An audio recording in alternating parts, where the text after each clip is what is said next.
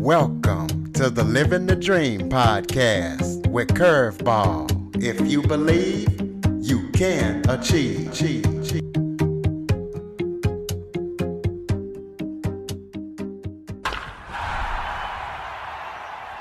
And over 5 decades of hits and unique originals. He is from Austin, Texas. He left psychotherapy 9 years ago to fully practice music. He has even made the charts with some of his songs. He has often been compared to John Mayer. So we're going to talk to him today about his musical endeavors and any new projects that he has coming up. John, thank you so much for joining me today. Hey, thank you for having me. Good to be here. Why don't you start off by telling everybody a little bit about yourself, anything that you might want us to know? Well, you're right. I am from Austin, Texas. I was there for 25 years, but about 5 months ago, I actually moved to the Chicago area. So that was a big change and one that I'm enjoying. My family is here, and I just was sort of feeling a little itchy and ready for a change and ready to get out of Texas and try something new. So that's some big news. Well, start off by telling us how you got into music and what inspired you to get into music. Sure. Well, I always tell people I love to sing. I've always just loved to sing more than anything. When I was a little kid, I would, crank my stereo in my room and sing along at the top of my lungs. And then I started playing the guitar around 12 or 13. I loved the singer-songwriters like Harry Chapin and James Taylor. And I decided I wanted to start actually being able to play some of the songs I sang along to. And then I was an athlete in high school. I played a lot of tennis, so music sort of took a backseat to that. But once I got into college, I started really concentrating on the guitar and music, and started performing and got the bug, and sort of haven't looked back since.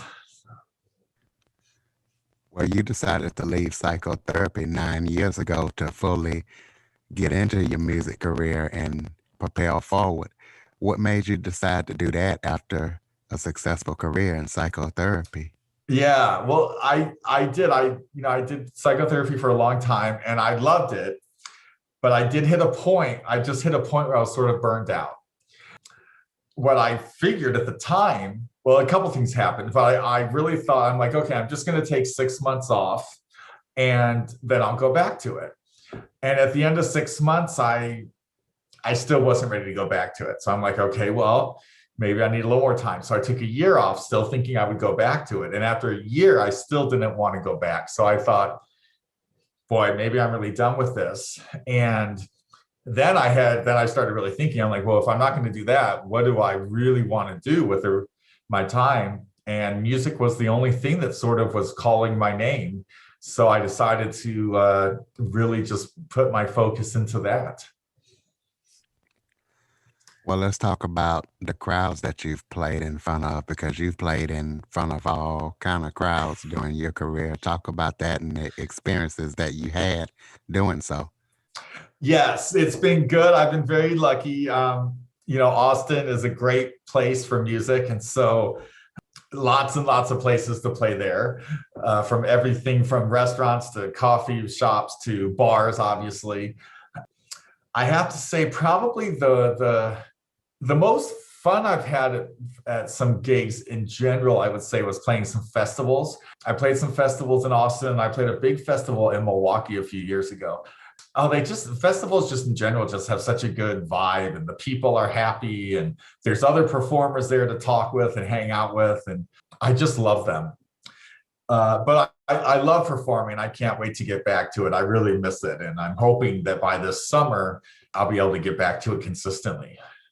Well, let's talk about the biggest festivals you've played in before. Tell us about those. Okay. The one in Milwaukee was probably the biggest one I've played in. And of course, I'm blanking out on the name of it right now, so I'm so angry at myself. I think it might have been Beer Fest, but I was on a really cool stage that just happened to be in a really good location in the festival. So it was people, it was at a part in the festival, at a point in the festival where just a lot of people congregated. And so I don't think I've ever played in front of that many people ever in my whole life. And it was just really exciting. The sound was great. The sound guy was great. I had my sister and her husband there. That was fun because we don't get to do many gigs together. I mean, she wasn't playing with me, but it was just fun to have her there. And the people were just really responsive, and it was very exciting and very rewarding. During your career, you've been compared to John Mayer. Why do you feel like you have been compared to John Mayer? Are you glad to be compared to him? And Well, so, why? of course. I mean, of course, anytime you're compared to a legend like that, it's a huge compliment. And I think probably just because we're both, singer songwriters. Well, I play just only the acoustic guitar, and I'm a little bit more mellow than him, but he does have a lot of acoustic tracks that are singer songwriter based. So I think that's probably where the comparison comes from. And like I said, I mean, I still, I practice the guitar every day with the hopes of being as good as him one day. So that's a huge compliment. But I have a lot of work to do to get to play the guitar like he does. Well, let's talk about your songs that have hit the charts. What's your biggest success in your music career? And tell us about what charts you placed on and what songs they were. Sure. Well, the biggest one, just going back a couple CDs to, I think it was 2016, I had a release come out called Surrounding Colors. And on that CD, I had a song called The Place Where I Belong. And it's a song I wrote actually about John Denver. When I was a kid, I lived in Colorado for 4 years. And this was when John Denver was at his peak. And so we listened to him a lot.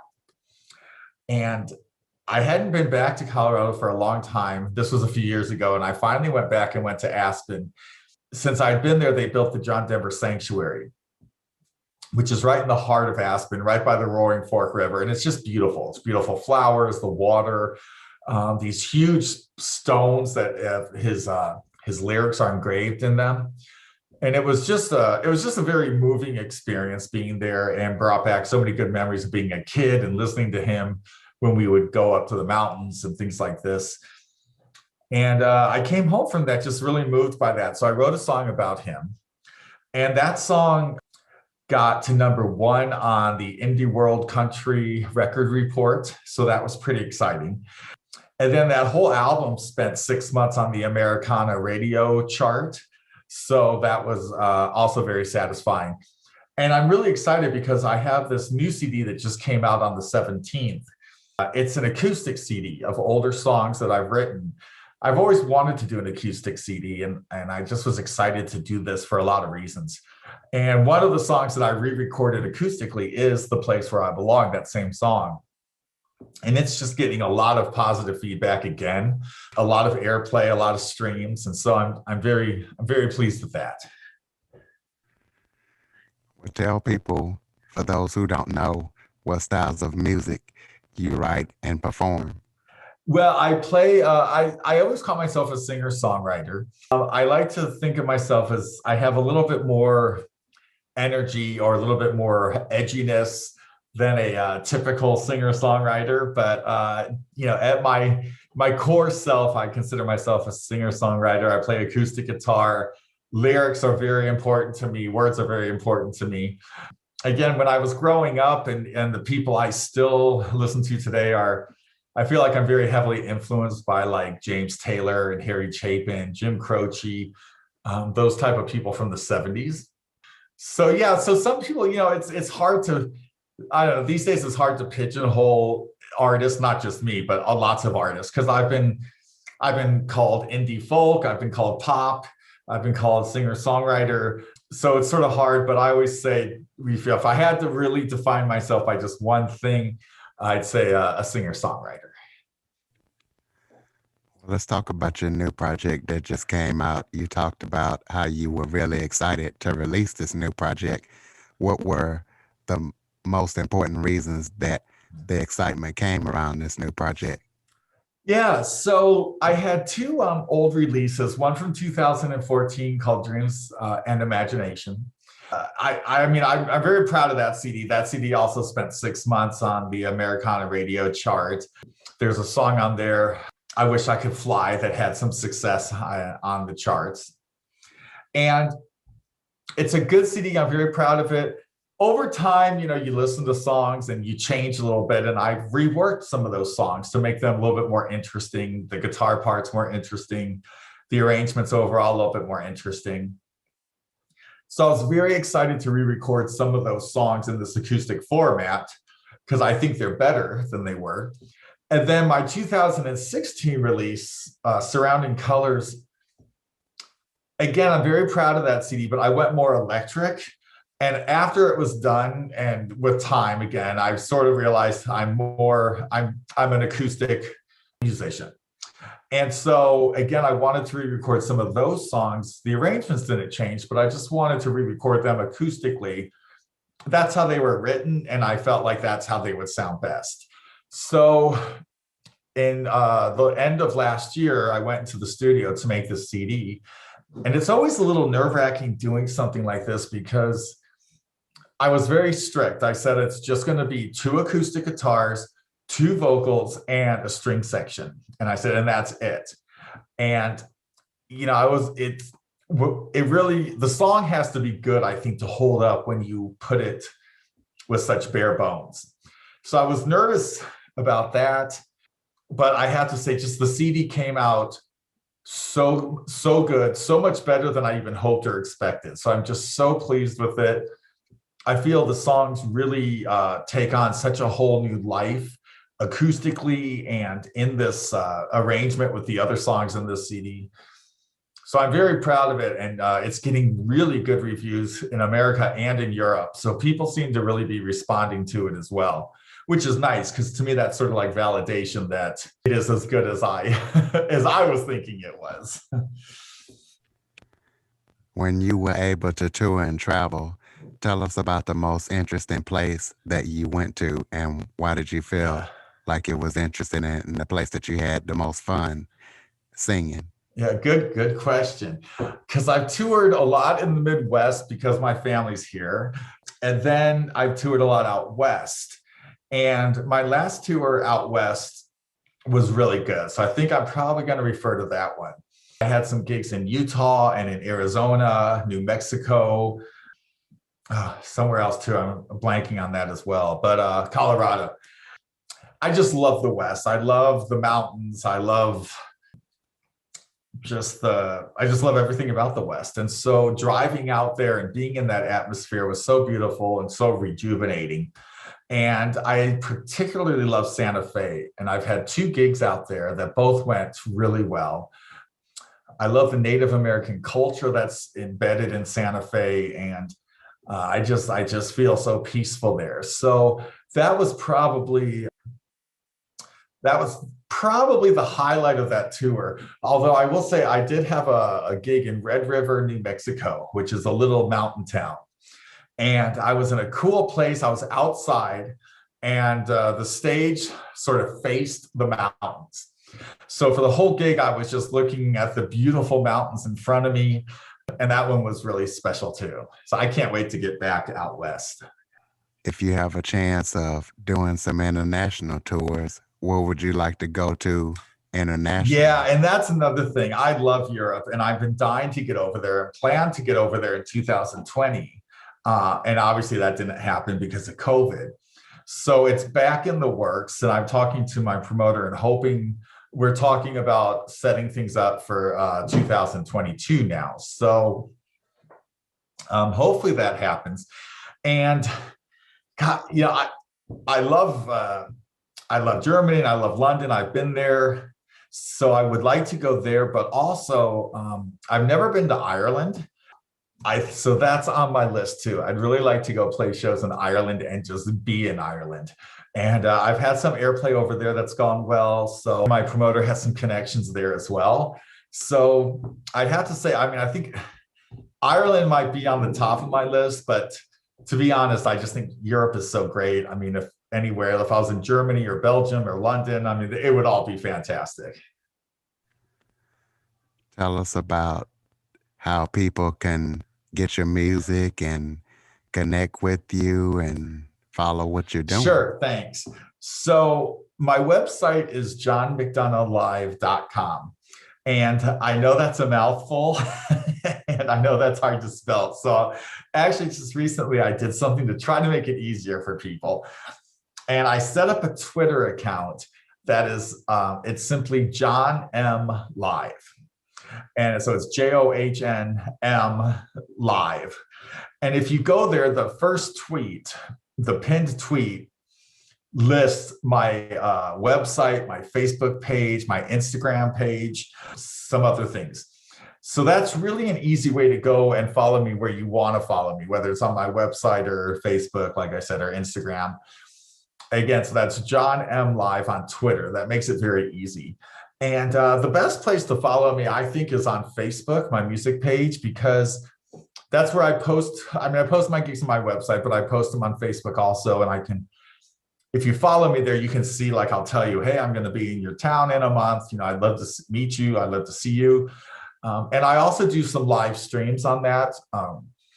And they're a lot of fun. I have a good setup for live streams, and I can see who's in the room, and I can easily see, like, people can ask me questions or make requests, and I can respond in real time. So it's not as good as live, but it's pretty good. So my Facebook page is probably good, and that's John McDonough Live as well.